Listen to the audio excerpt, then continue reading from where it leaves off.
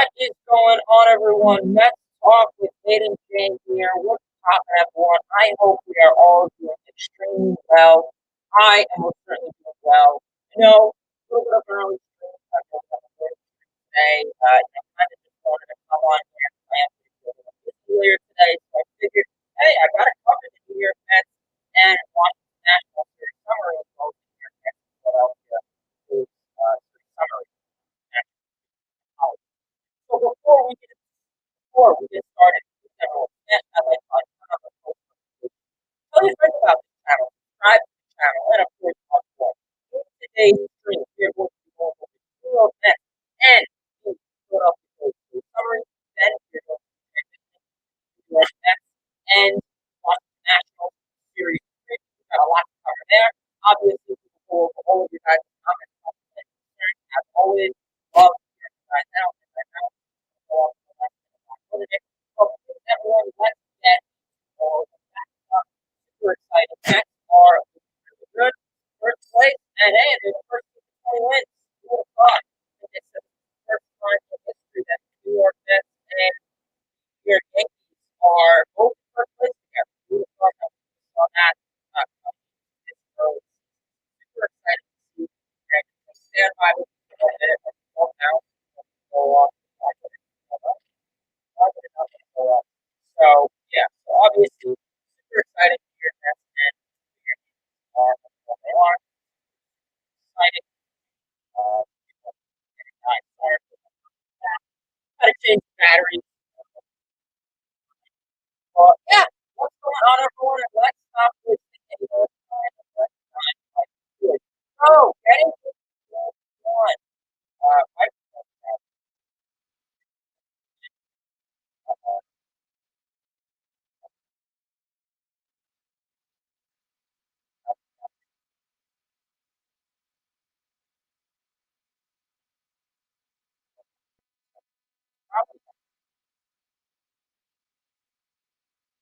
Yeah, it's probably going to be like the next 30 seconds.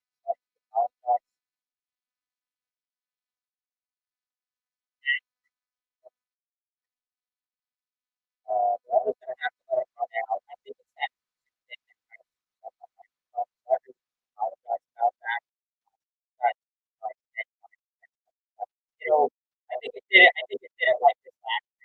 And as like I said, all of it.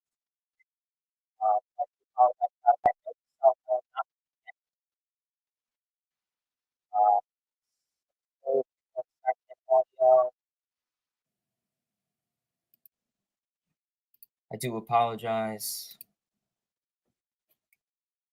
All right, how are we sounding now? Are we sounding good now? I do apologize. There we go. All right, sounds fixed. Sounding now. Sounding good now? Yep. All right, that's should be good now. I apologize about that. Note to self: I will not be using that music anymore. Sounding good now? Yep. All right. Marvelous. Superb. All right. So, let's get into this series. Obviously, the New York Mets did some good stuff against the Philadelphia Phillies. We took 2 out of 3 games against the Philadelphia Phillies. Awesome to see, obviously, going into this series. The Mets and Phillies have had a little bit of a rivalry, which is really kind of intriguing. So that was very good to have. But getting into game 1, and arguably one of the most intriguing games that I have witnessed in my life. The New York Mets took Thursday's game 8-7. Marvelous game. On the bump for the New York Mets, we had Taiwan Walker. And you think, okay, 8-7. Yeah, the Mets are probably not going to win this. Walker struggled really bad. He had some complexities finding his secondary pitches. He was looking a little sluggish, as you could say. Taiwan Walker going a total of 4 innings pitched, rendering 9 hits, 6 runs, 2 walks, and 2 strikeouts. He did get to 80 pitches, which, okay, I'll give him that. I mean, he was able to kind of battle through it. Really struggled, though. I mean, the first inning, he struggled, giving up hits left and right. Poor defense. Francisco Lindor didn't really bail him out necessarily. First inning, he struggled.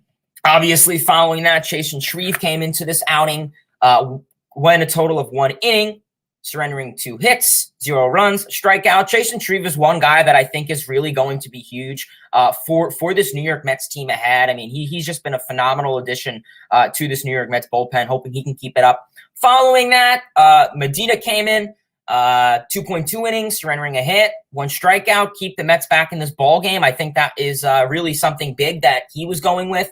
And then, of course, Edwin Diaz to close out this game. Edwin Diaz looked very nasty. The slider was on point. Won a total of an inning and 2 strikeouts. Phenomenal outing once again for Edwin Diaz. You're going to need Diaz to really be hot and sharp if you want to secure games like this. Let's get into this offense because that's really where things picked up. Mets offense was quiet. Mets were having some issues hitting off of Aaron Nola. To get things started in the 6th inning, Starling Marte had a homer to left field. Otherwise, things were quiet for the first 6 innings. They weren't doing much offense. It wasn't until the 9th inning where the Mets really imploded a huge bounce back. It was unbelievable, very unexpected. He looked phenomenal. In the 9th inning, obviously, Francisco Lindor had a 2-run homer to bring in Starling Marte to make this a 3-7 ball game, make the Mets a little bit closer. Following that, Marcana reaches on an infield single to bring in Pete Alonso.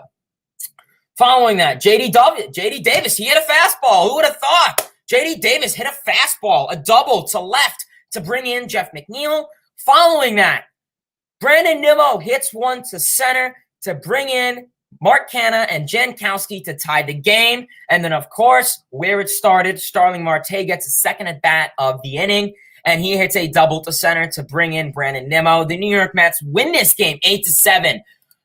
Who would have thought the Mets, you have a score of 7-1 in the 9th inning, that you would do this? Isn't that insane? That is just overall insane. I have been following the Mets since I was born, so 2002. I have never seen a crazy comeback like this. I think this is arguably one of the most insane comebacks for the New York Mets. Okay, yeah, maybe there was one in like 1986 or in the 88 when they had their miracle runs there. Okay, but this was just with 2 outs. I mean, there were points where J.D. Davis could have easily just entered the game with swing and a miss on the fastball. But no, they really, really came into clutch. You really see that Eric Chavez is really helping this team's approach, and keep going for it. Keep going for it and keep doing what you're doing. Phenomenal. And what we saw with this Mets team is obviously, yes, the Phillies bullpen was having complexities. Norwood and Knebel really kind of wet the bed, as you could say. But one thing is they were pitching in the zone. It's not like, they were pitching outside the zone and the Mets were chasing. They were pitching in the zone. And the Mets were being selective hitting. They were doing productive. And they were choosing what pitches they want to hit. And that is a tip of the cap. That's what good ball teams do. So New York Mets win game 1, a score of 8-7. Obviously, supposed to be a 4-game series. Friday's game and Saturday's game was postponed. Obviously, Friday's game was a doubleheader on Sunday, and Saturday's game will be made up later in August. So getting into Sunday's first game of the doubleheader, obviously Mets lose this game 2-3. Very disappointing. You had Max Scherzer on the bump, 6 innings, 10 hits, 3 runs, 0 walks, 7 strikeouts, total of 101 pitches. I think what was really interesting about Max Scherzer is, not to, defend him here. He was a victim of light contact. Obviously, really, really windy day.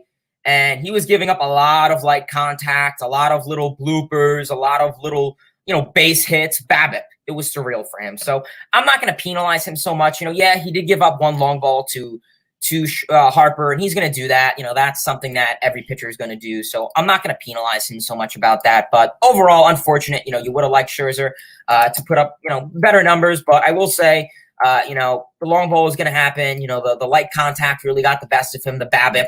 But what could I say? Baseball's a result-oriented game, and, you can't say, oh, well. So that's that.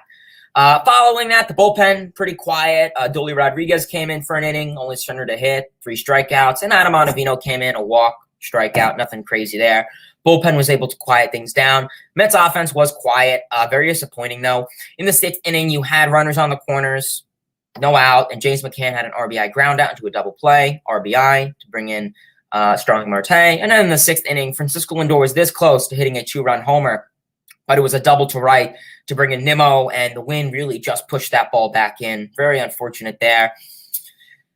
Offense struggled. I mean, the Mets got on base. The total, they had the walks weren't really there. They only had 3 guys walk, but the runners in scoring position was definitely a little bit of a disappointment that game. So Mets lose this game 2-3. And getting into game 2 of Sunday's doubleheader, I think the most intriguing game of this series. We had Chris Bassett on the bump for the Mets. 5.2 innings, 5 hits, a run, a walk, 4 strikeouts. Total of 101 innings, total of 101 pitches. Mets starting rotation are really pumping it out. Like to see. Chasen Shreve came in, 1.1 innings pitched, 2 strikeouts, looked good.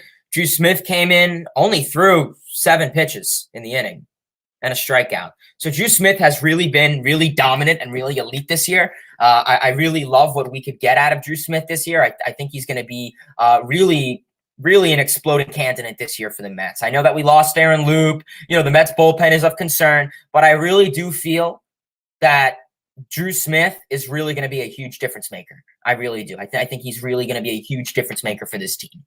Following that, Seth Lugo came in to close out the game, surrendering a hit and a run. Adequate start. Getting into the offense, really it was the Pete Alonso day for sure. And as a big Pete Alonso fan, I was beyond happy. Going into the first inning, Pete Alonso wasted no time with this game. Pete Alonso had a 2-run homer to left, 382 feet to bring in him, as well as Francisco Lindor. So really enjoyed seeing that. Going into the 5th inning, Pete Alonso had a 3-run homer. This ball was moonshotted 426 feet to left field. To bring in Brandon Nimo and Mark Canha. He was this close to getting a grand slam, I will say. Tomas Nido, we know what happened. He got thrown out at third. So keep in mind, he was very close to getting a grand slam if Nido didn't get tagged off at third base. So, yeah, really interesting to see. Really interesting to see. And then in the 6th inning, J.D. Davis scores on a wild pitch to make the score 6-1. Mets pick up this game by a total of 6-1. They take the series. So that is what you like to see. The New York Mets did take the series. And that's what you want to see out of teams. Listen, I know this should have been a 4-game series. So who knows? They could have tied it or they could have taken the sweep. You never know. But overall, phenomenal series for the Mets. They really did need this. I know their offense was a little quiet. But, oh, well, who cares? The pitching held down the fort. You're going to have games where they're going to put up 6 runs and their pitching is going to go immaculate. Or you're going to have games where we saw in game 1 of the doubleheader where, the pitching is only going to give up 3 runs and the offense is only going to score 2 runs. That's going to happen. That's what makes baseball exciting. But if only it can happen certain times. So let's get into what's going to go on with the Mets and the Nationals coming ahead. So the New York Mets will be going into D.C. for the 2nd time this season. Obviously, really good stuff to come for the Washington Nationals and the New York Mets series. Following that, the New York Mets will have Taiwan Mcgill, the GOAT, on the bump for the New York Mets. Obviously, Mcgill has phenomenal numbers against the Nationals. But this season so far, he has a 4-1 record, a 0.90 whip, 2.43 ERA, total of 33.1 innings pitched, and of course, 36 strikeouts. Biggest thing for Mcgill is keep that pitch count in favor, have the fastball there, have a secondary pitches there, get aggressive in the count, get the whiffs, get the strikeouts, get the swinging and miss. That's my biggest thing for Mcgill this game.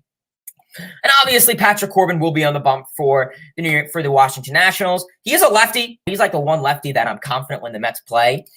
Corbin not having the best of the season, 0-5 on the season, 7.16 ERA, 1.81 whip, 27 innings pitched with 26 strikeouts. This dude is the Mets own this dude, as fortunate as to say.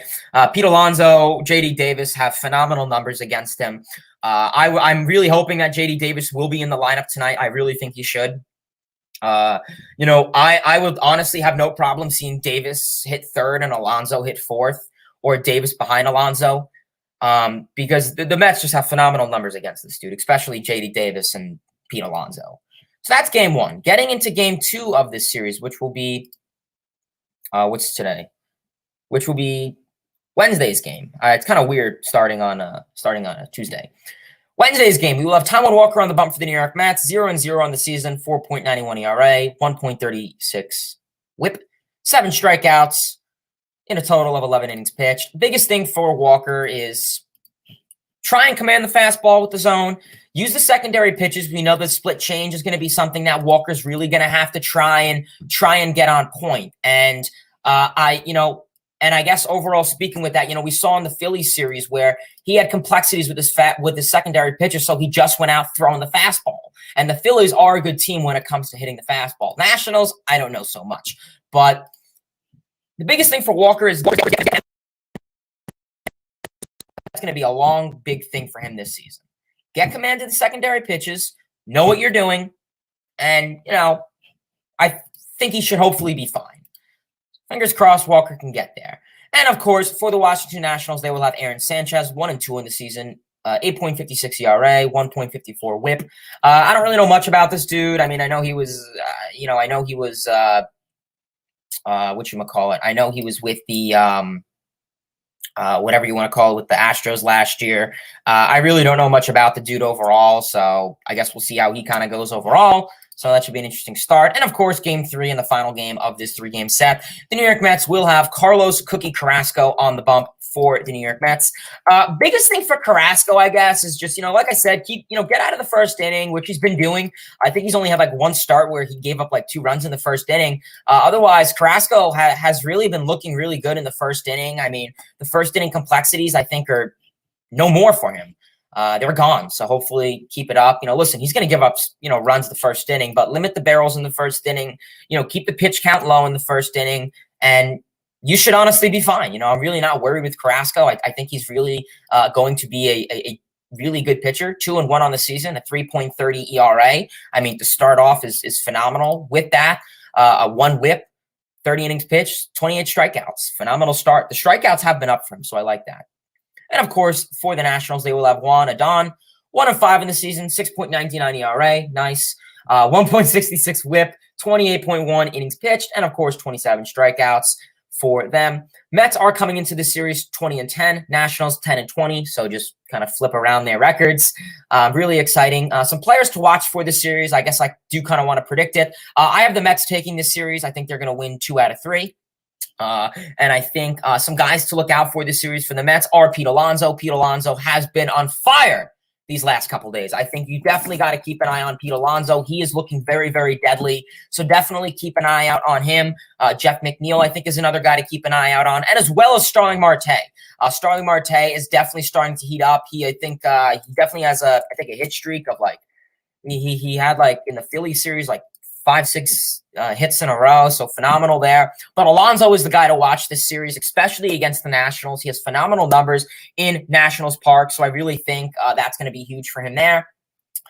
In Alonso's last 7 games, he's batting .357 with an OBP of .379 and a slugging of .750. I mean, that's what you like from Alonso. Get that power there, get that ISO, the slugging numbers. That's what you want to see out of Alonso, and that's what we're seeing out of him in these last 7 games. With 3 home runs, 8 RBIs, 7 strikeouts, a walk, 10 hits. Strikeouts, I mean, not, expected, but he's been looking better with this. Keep an eye on the slider. Jeff McNeil is a guy to keep out for. I know he kind of didn't have the best Sunday, but I'm not worried about that. He's been phenomenal. And, of course, Starling Marte. Starling Marte has absolutely been looking phenomenal these last couple games. Let's pull his stats up. These last couple games. Obviously, J.D. Davis is probably a guy to mention for today's game because it is Patrick Corbin and he does have really good numbers against him. Hopefully, they can give him some playing time today. I mean, if he's not in the lineup today, I'd be a little upset. Marte in the last 7 games, batting .429, OBP of .448, and a slugging of .643. 12 hits, homer, 5 Rbis, a walk, 4 strikeouts. Phenomenal. So I guess 2 guys to keep an eye out for, Starling Marte and Pete Alonso are the 2 guys to keep an eye out for. So that is the New York Mets and Washington Nationals series summary. Let's get into all of your guys' comments, questions, concerns. If you guys have any comments, questions, concerns related to the Mets, the Phillies, the Nationals, the Dodgers, the Red Sox, the Angels. The Angels have been looking phenomenal. I'll give them that. Watching Trout and Ohtani go back-to-back home runs yesterday, that really seemed like it was due. Really good to see. What's going on, everyone? RJ says they need to bring back the juice baseballs. The offense is so quiet. Yeah, dude. I couldn't express that anymore. It's really frustrating seeing so many baseballs just die in the warning track. Little thing I did want to bring up. I read something on Twitter. 2021 at Citizens Bank Park, Manny Machado was playing. And Manny Machado was up at bat, and he hit the ball. It had an exit velocity of 105 miles per hour and a launch angle of 30. J.D. Davis did the same thing on Sunday's game, and it was a fly out to center field. So it really goes to show you how the baseballs are just really juiced. I mean, dented. They got to bring back something because offense is down. I mean, the home runs are down, and when it comes to that, only the best power hitters in the game are going to be able to take advantage of that. Guys like JD Davis and Jeff McNeil and Brandon Nimo, they're not power hitters. They're not going to be able to do that. Yeah, Pete Alonso, Aaron Judge, Giancarlo Stanton, Byron Buxton. Yeah, they'll be able to battle. They'll be able to hit 30, 40 home runs with the dented ball. But, if you want to see offense, fans want to go to the game to see home runs, not, fans don't want to go to the game and see, listen, I love no-hitters. That's phenomenal. The Mets had a no-hitter last week. But, bring back the juice balls. These balls are like rocks, and they're not leaving the stadium. We're literally seeing them just die out on the warning track, and it's just unbelievably frustrating. It really is. And we know that Chris Bassett kind of was a whistleblower and kind of, called off MLB on that. We know that Pete Alonso has kind of had some comments on that. We know that Mets hitting coach Eric Chavez kind of came out and said, how are they supposed to hit? And I think it's obvious that they're using juice baseballs on Sunday night baseball games. But I don't even know if they used it this past one. I mean, I was watching it with my friend, and, I think the biggest thing is, I saw Nico Horner hit a ball yesterday that looked gone. Caught on the warning track. Like, come on. It's frustrating, RJ. It really is. Seth, what's happening? All sports fan Adam, what's happening? He says, hey, brother, fantastic season in store for the Mets. The comebacks in the ninth also have been amazing. They are my top 6 teams in the season so far. So Adam is going to have the Mets, Dodgers, Yankees, Padres, Angels, and Brewers. Yep, I think I agree with you on that. I think that's fair. Mets, Dodgers, Yankees, phenomenal. Who would have thought that Mets, Yankees would be first for New York, and obviously Angels and Dodgers. So really, that's fun, having, the first place teams be the both LA and the both New York teams. That's fun. So, but yeah, really, really interesting to see, Adam. I agree. Mark's here. What's happening? What's going on? Logan, what's happening? Cal, Trey, Christopher, what's happening, guys? Yeah, apologize about the mic issue. I do apologize about that. LFGM, what's going on? Kobe, what's happening? Appreciate you tuning in. Connor says, hey, the Mets are on fire. Indeed they are. Yeah, Mets are looking really good. I will say, for the least, Mets are looking phenomenal. Hope they can keep it up. That's all you got to ask. Can the Mets keep it up? If they can, it could be a very deadly team ahead. Marco says this team is looking really good. I hope they can get DeGrom back ASAP. Yeah, that's all you hope for. I hope Walker shakes it off. I'm sure he will. Yeah, I mean, he's been looking a little off, I will say. He definitely doesn't look intriguing. I don't know. He looks a little I don't want to say he looks nervous, but he looks a little I don't know. He doesn't look like himself. Daniel, what's going on? He says, I know the Mets have enough offense, but Escobar needs to start producing and be moved out of the 5th spot. He walks, hits doubles, and he's a great clubhouse guy, but 1 home run and 7 RBIs behind Pete. Yeah, that's the biggest thing I do have about Escobar is not giving the 5th hole a whole lot of production. And I will say, Alonzo has been carrying this team a lot. Marte has, McNeil, Nimo. They've been providing offense. But I will say, the number 5 hole, I feel like the number 5 hole has been quiet. I will say, the bottom end of this lineup has really been producing. I don't mind seeing Cano or McNeil or Marte or one of those high average guys hit 7th or 8th because it gives depth towards the end of this lineup. That way we don't have to see Nito or McCann come in with bases loaded and, strike out and ground into a double play. So I don't mind seeing guys like Canna or, Marte or McNeil hit towards the ends of the lineup. I don't think it should be a regular thing, but every now and then I definitely think it can be something very good for them. So I'm all for it. Like I said, it's not the end of the world, but, see how things go from there. Cal says, should the New York Mets extend Chris Bassett? Yeah, I mean, absolutely. I mean, I think extending Chris Bassett is something that definitely is going to happen for the Mets coming soon. I think with with Chris Bassett, don't get me wrong, he's only been here for 2 months. So, I'm not saying, extend him, lock him up, but I think it's definitely something to really explore. Giving him something like 3 years, maybe a little bit more than what Stroman got for it could be something reasonable. I really do think. So yeah, overall, I mean, I'm pretty excited to see, what the Mets can get out of Chris Bassett. I think he could be a guy to really fit well in New York. So yeah, I definitely be all for a Chris Bassett extension. Daniel says, any news on when DeGrom will come back? Yeah, it's been pretty quiet with DeGrom news. I know as of right now, they've been kind of talking about DeGrom doing little light workouts. I know that he has yet to throw off a slump. So that's going to be, I guess, the number one thing for him next is, when can he throw off a slope? My apologies, not a slump, a slope. will he throw off a slope or off the mound soon? We'll see. Start playing light toss. Maybe he can come back July before the All-Star break. This is the question to ask Connor. Yes, it is. Connor is going to say, are you worried about Francisco Lindor? Yeah, Lindor has he's been having a rough go at it recently. He had a phenomenal April. I really will say Lindor had a phenomenal April.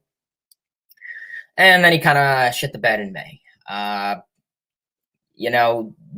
strikeouts have been going up a little bit for him. Hitting to the right side has been going up. I get it. He's hitting the ball hard. An exit velocity of 105. Unlucky. Okay. Point is, baseball's a result-oriented game. I care about results, not expected stats. As much as I love analytics, if guys like Jeff McNeil and Nimo and, Alonzo are able to play with the dead ball, then he should too. I think the thing with Lindor is, I get it. He really had an unfortunate season last year. He was lucky enough to really bounce back in the second half. I think that was needed. He had a much better, August, September, not like an all-star caliber, but he put up much better numbers, I think, than what he did in the first half. The thing with Lindor is, when does the honeymoon phase end? We got him 10 years. His contract started this year. When is it going to end? When are people going to say, okay, Lindor, you need to start performing now? That's the thing. When is the honeymoon phase going to end for him? Are we going to give him 3-4 years and see how he is and say, see how he is by 2023?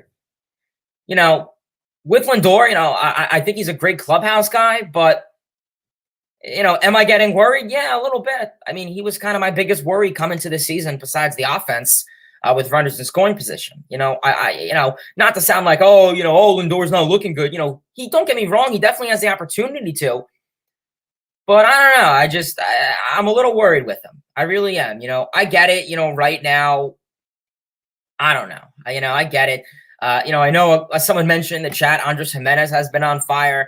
Not saying we should have kept him, but kind of weird that Cleveland went out for two shortstops. Rosario has not been clicking in center field for them, or right field. But don't get me wrong. I know it's early. We'll see. I don't know. Point is, Lindor, he's going to have to wake up the bat soon, because if he's going to, go 1 for 4 and strike out or, do what he, play how he's been playing for the last couple of series, if he doesn't do well against the National Series, he's probably going to get booed when the Mets play the Mariners next series. And I would hate to see that. Colby says Smith against lefties and Davis against righties, just sabermetrics thing, unless one of them starts to stand out. Yeah, as of right now, this is what I'm going to say. Give J.D. Davis more and more bats. Dominic Smith, you gave him bats, and besides that one game on Sunday Night Baseball and maybe that one Cardinals game, he just hasn't been there. He just doesn't look like himself. I don't know, what he's doing, that uppercut swing, but we saw it when he struck out to end game 2 of the Phillies series. That uppercut swing has been looking so weird. Yeah, I don't know. Smith, I know we've really kind of had to travel with Smith. We dealt with him during that sleep apnea thing and, showing up late to the ballpark and the weight gain. And 2020, he really, looked like himself, and I was hoping he'd really break out. But I don't know. Smith I don't know. I just think it's rough seeing him in this lineup. If they're going to keep putting him at the DH, I don't know. I think J.D. Davis should get some more starts at the DH role. I don't think it hurts. I think he's been putting up fabulous numbers, J.D. Davis. Not fabulous, but he's been putting up adequate enough numbers. So we'll see. Overall, J.D. Davis is definitely going to need to step up, I think. I'll say this, the Mets DH position hasn't been doing much offensively. Besides, Alonzo is the DH every now and then, and Lindor is the DH every now and then. The DH production has been very quiet. We had Cano. He's gone. He wasn't helping. Dom Smith had one good game at the DH role. J.D. Davis did. So we'll see. The only I don't know. Just really, really intriguing. So we'll have to see how the offense could handle with the DH. Like I said, Mets production at the DH role is going to have to, amp up soon, because if you're going to have the DH role and then the catcher spot not doing anything, well, then why not just have the pitchers hit? So like I said, I'm not extremely worried. I think JD Davis should definitely get more reps. I think it's kind of hard. I'll admit it's kind of hard for a guy like JD Davis to really get into the swing of things if he's only getting, 4 or 5 bats in a week. So start him more. He better be starting tonight. Davis better start tonight against Corbin. I'll say that. MLB needs to do something about the dented balls. JD Davis could have had 2 home runs the other day, says Trey. Trey, I cannot agree with you anymore. 100%. Daniel says the Mets are a good team, but they need a power bat and 2 relievers to be a great team. Yeah, I agree. I mean, I think the Mets do have something to contend now, but coming June, the Mets have a really rough schedule in June. In June, this is really where it's going to determine, can the Mets be competitive? I know it's the first half still, but it's going to be a big mark. The Mets in June will be playing. It's tough. June is a tough schedule. They will be playing the Dodgers, Padres, Angels, Brewers, Marlins, but that's Astros, Marlins, Astros. That's a rough schedule. That really is. I mean, we saw last year in August, the Mets had Dodgers, Giants, Dodgers, Giants. And that's kind of what killed them. Don't get me wrong. I mean, it's you plenty more time. I'm not going to sit here and say, oh, we need to worry. But you'd like to, obviously at the deadline, I think they're going to go after a big bat. Bullpen is something all teams honestly go after. So, when it comes to the bullpen, we'll see. Relievers are streaky. Maybe you go for a guy like Mark Melanson. I mean, I don't really know what teams and how they're going to be performing, coming, June, July, towards the deadline. So we'll see, but there's plenty of time. Peter says Pete Alonso is on fire. His insane power. And he's hitting the ball to the opposite field for base hits, which is good. Love the polar bear. Yeah, Alonso's been putting up fabulous numbers. I mean, dealing with the dented ball, 7 home runs is good, phenomenal. Leads the NL in RBIs at 26. You love to see Alonso really get the production there. And hitting for the opposite field, that's something we saw him do a little bit last year, but really start to do this year. So I don't know if him and Eric Chavez came up with that idea, but really, when he's down in the count, when he has 2 strikes, he'll just, flick the ball to right field. And, that's going to be something. It really is. And, if you have runners, ahead of him, if you have, the order of, Nimo, Lindor, Marte, Mcgill batting ahead of him, that's really going to help him out. That's really going to help him out. It really is. Trey says, I really want to sweep and go on a 5-game streak. As long as they keep winning series, though, we'll be fine. But I really want to go over. Yeah, don't get me wrong. Sweep would be nice. Kobe says, I think JD Davis, exactly. JD Davis needs more playing time and he needs to be patient. I think if he could learn to, hit a fastball for sake, I think he can definitely really be a dangerous hitter. I think the dead ball has kind of got the best of him a little bit. We saw the Phillies game. He had 2 balls that were hit, robbed. So, we'll see out of JD Davis. I think he can really be a really good hitter. I mean, he was clutching that Phillies game. Where you put him, I mean, a DH role would be nice. If you want to give him some starts at third base every now and then, that could work. I know that Eduardo Escobar's been a little kind of slow lately. So maybe, if you want to keep Escobar's bat in the lineup to get him hot, you could put Escobar as the DH and Davis at third, kind of like what they did in game 2. I know Davis isn't the best offensively. I mean, he hasn't been, atrocious at third base. I mean, he's only started, 3 starts there. But Davis is a guy that I want the Mets to start playing more. Joe says Mets should streamroll these 3 pitchers coming up. Yeah, I hope so. I mean, yeah, I hope so. Especially against Patrick Corbin. Cal says, who should the Mets rely on for the DH role? Dom Smith or JD Davis? I say give JD Davis more starts. I mean, we saw Dom Smith and he just hasn't been looking appetizing. So I'm going to much say JD Davis. Daniel says, love the combined no-hitter. Angels coming back from a 2-run deficit. Sorry about that. 2-run deficit against the Cards, scoring 5 in the 9th, and then winning to score 7 unanswered against the Phillies, and then to win something special. Yeah, I mean, all teams have special moments throughout the season. We've had 3 already. Galapos, I believe that's how you pronounce that, says, are you sold on Marte's defense or hustle in right field? That ball was hit. That fell in right field, and I said Conforto would have caught that. McNeil was on full sprint from the shift position, and the ball was closer, so where was Marte? Yeah, I'm not really sure what you're maybe that was in the Philly series, I'm assuming. I didn't see that play, but Oh, maybe I did actually. Yeah, I mean, keep in mind, it was a windy day, so I'm not trying to blame the wind, but I think that kind of screwed the communication there. I think Marte has some speed. Don't get me wrong, he's another year older. The stealing of the bases has been a little slow for him, I will say, and getting caught. But we'll see. Hopefully Marte can start to warm up, obviously, with the speed on the base paths. He's been getting on base a lot. So, if he could start, getting extra base hits and stuff, he could definitely be a risk to steal third. I know there's a lot of intriguing catchers that we played so far. JT Realmuto, Rbis. So they're kind of intriguing catchers that you got to be careful to steal on. So we'll see.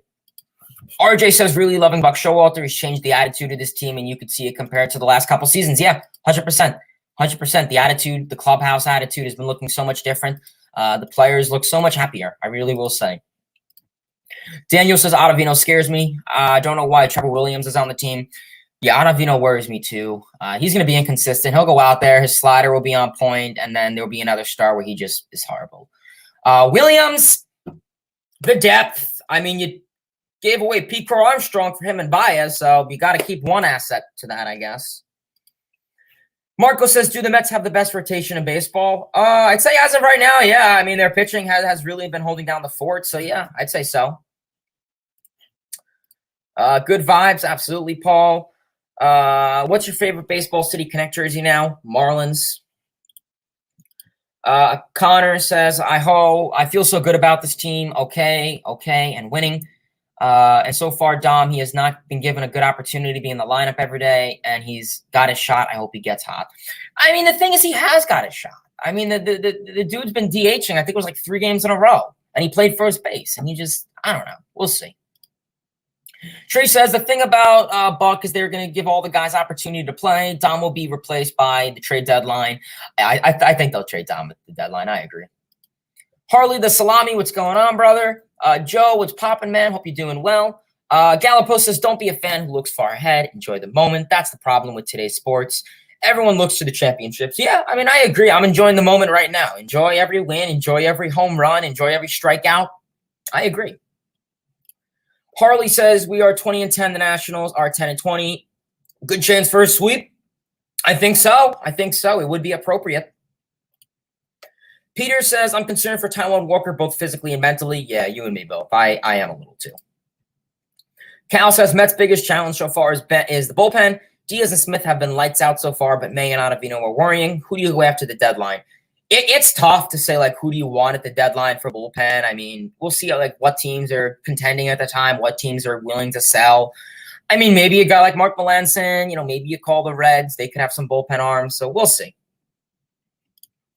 There it is. Kobe says, Andres Jimenez is looking pretty good so far this season with the Guardians. I've always kind of liked him, even though it was just 2020. He reminds me of a typical athletic shortstop. Absolutely. Yeah, Jimenez has been warming up. He really has. Phenomenal season so far for Jimenez.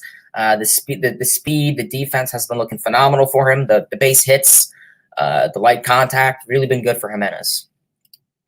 Ooh, that's a good question. Daniel says, who's winning the Diaz-Kelenic trade? Well, as of right now, I think the only guys that are remaining are Kelenic for the Mariners and Diaz with the Mets. I think Justin Dunn is gone. Jay Bruce is gone. Swarzak is gone. Kay is gone. And then for the Mets, Cano's gone. So it's literally just those 2 guys left. We'll see. I mean, Kelenic has been kind of slow. I mean, that's how a lot of prospects start off. They're not going to be consistent. They're not going to be, like Ichiro Suzuki and win MVP their rookie season. I mean, yeah, he played in Japan, but still, every rookie's not going to have a blowout season. A lot of the big prospects don't usually have a good first couple seasons. It's the random prospects that are unknown that have a good season. Look at Pete Alonso. No one really paid attention to him in the farm. He was a power machine. Rookie of the year. Who would have thought? Jonathan India. I didn't have him winning Rookie of the Year. Randy Arozarena. I didn't know anything about the dude. Crazy to think. Aaron Judge. I don't know anything. So rookies really are surprising. So definitely plenty of time for him. I think the thing overall now is, I guess, the Mets, because Diaz is the one that's actually having an impact. Marco says, I think the Brewers, Padres, Angels, Rockies still have to release theirs this season. Yes, they have to release theirs. That is true. Lindor, Seth says, imagine how much scarier the Mets bats would be once Escobar, Dom Smith, and catcher's offense breaks out. Yeah, I agree. Harley the Salami says, Lindor's versatility, I think, creates a bigger hurdle mentally when he hits a slump. Needs to lock down one side of the plate before swapping around. I agree. I mean, he hits better off the left side, so hit off the left side. Daniel says, I know it's early this season, but shocked that the Rockies and Diamondbacks are above 500. Yeah, I am too. Trey says Scherzer will give up some solo shots, but they also don't hurt him too bad because he doesn't allow many base runners. Also, Schwarber is a Mets killer. He did it with the Nationals too. Yeah. Joe says maybe the Mets are proof that exit velocity doesn't matter.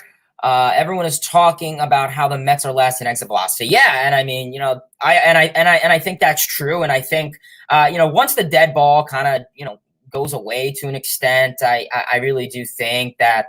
Yeah, I agree with you. Exit velocity isn't really like, oh, we need, you know, it's a factor. I think, you know, you want to put the, you know, you want to have those, you know, fly, you know, you don't want to have the ball on the ground. I agree. You know, you definitely want to put the ball on, you know, keep the ball in the air, have that line drive mentality like Chili Davis did. Chili Davis had that line drive mentality of, you know, keep the ball in the air and drive it. And it's kind of hard now with the juice ball, but yeah. Kobe says, I think the biggest question for this team ahead, besides the bullpen, is going to be the DH. Yeah, absolutely. The DH is going to be like my number one concern, I guess, the production at the DH role. I agree.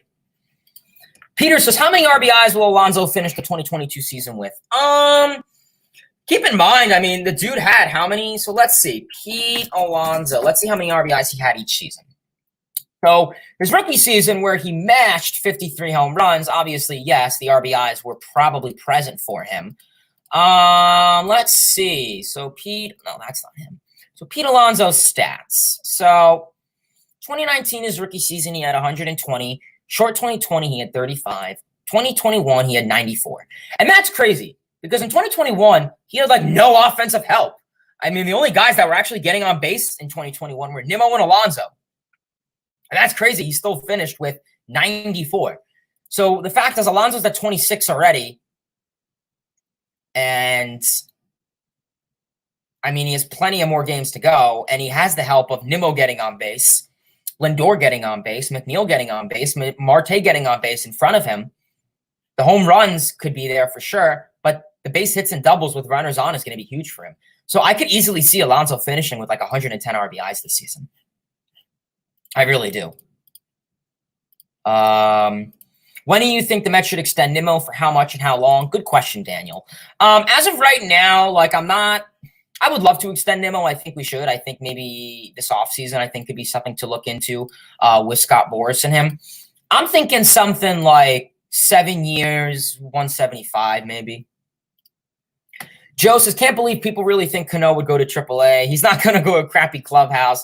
Yeah, I agree. I mean, I think it was a possibility just to mention that if they wanted to keep Cano, you could put him in AAA to, you know, help out with the bat speed. But yeah, I don't think anyone would have wanted that.